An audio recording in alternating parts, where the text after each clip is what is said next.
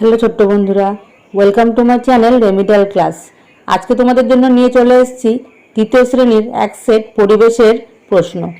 চলো তাহলে শুরু করা যাক। দেখো কি বলেছে, সঠিক শব্দ বসিয়ে শূন্যস্থান পূরণ করো।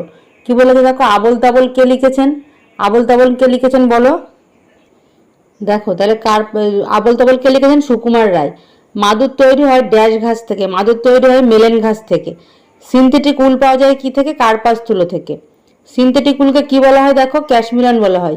এই যে মেলেন ঘাসটা কিন্তু এখন আর পাওয়া যায় না, এখন সবাই কি করে, এখন কৃত্রিমভাবে যে মাদুরের যে কাঠি হয় সেটা মানে চাষ করে তারপরে কিন্তু এখন মাদুর তৈরি করা হয়।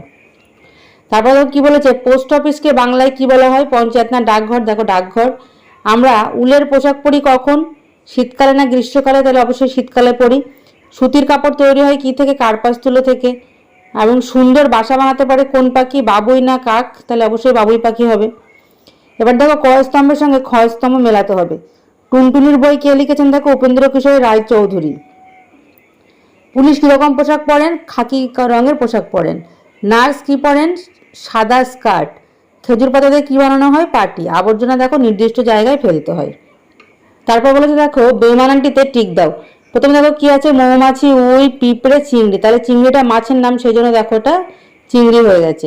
উত্তর, দক্ষিণ, বাতাস, পশ্চিম, এগুলো সব কিন্তু দিকের নাম। বাতাসটা হচ্ছে একমাত্র অন্য জিনিস, সেই জন্য এখানে বাতাসে টিক করা হয়েছে। রান্নাঘর, বারান্দা, ছাদ, এগুলো কিন্তু সব ঘরের অংশ, কিন্তু পুকুরটা কিন্তু আলাদা। জামা, সোয়েটার, শাড়ি, এগুলো কিন্তু জামা কাপড়, কিন্তু পোশাক, কিন্তু কলটা হচ্ছে আলাদা, সেই জন্য কলের তলে আন্ডারলাইন করা হয়েছে। এরপর দেখো এক কথায় উত্তর দাও। কি বলেছে?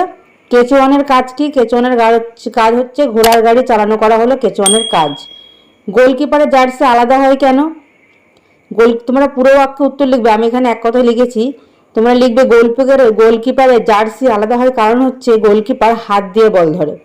গুপি গাইন ও বাঘা বাইন কার লেখা? তাহলে গুপি গাইন ও বাঘা বাইন ইনি বিখ্যাত যে রাইটার সত্যজিৎ রায়ের সিনেমাটি বানিয়েছিলেন। তারপরে দেখো বলেছে ছকটি পূরণ করো। নকশা প্রথমে কি বলেছে? বাবা হবে, এখানে হবে মা, তাহলে ছোট ভাই এটা হয়ে যাবে, তারপরে হবে তুমি এবং ছোট ভাই। তারপরে কি বলেছে? কাকা হবে, এটা কাকিমা। তারপরে দেখো কি হবে? কাকা তো ভাই। পিসিমা, পিসে মশা, তাহলে আমরা পিসির ছেলে বা মেয়েকে কি বলি? পিস্তুত ভাই, পিস্তুত বোন, এটা হয়ে যাবে কাকিমা। দেখো কাকা, কাকিমা, কাকা তো ভাই। এই ধরনের প্রশ্ন কিন্তু তোমাদের ডেসক্রিপশন বক্সে যে এটা আছে সেখানে গিয়ে তোমরা আরও চেক করতে পারবে। ভিডিওগুলো অবশ্যই চেক করে নিলে তোমাদের অবশ্যই উপকার হবে। ভিডিওটি ভালো লাগলে লাইক করে দিও, যারা চ্যানেলে নতুন আছে তারা অবশ্যই চ্যানেলটাকে সাবস্ক্রাইব করে দিও। দেখা হচ্ছে পরবর্তী ভিডিওর সঙ্গে। সবাই ভালো থেকো, সুস্থ থেকো, টাটা।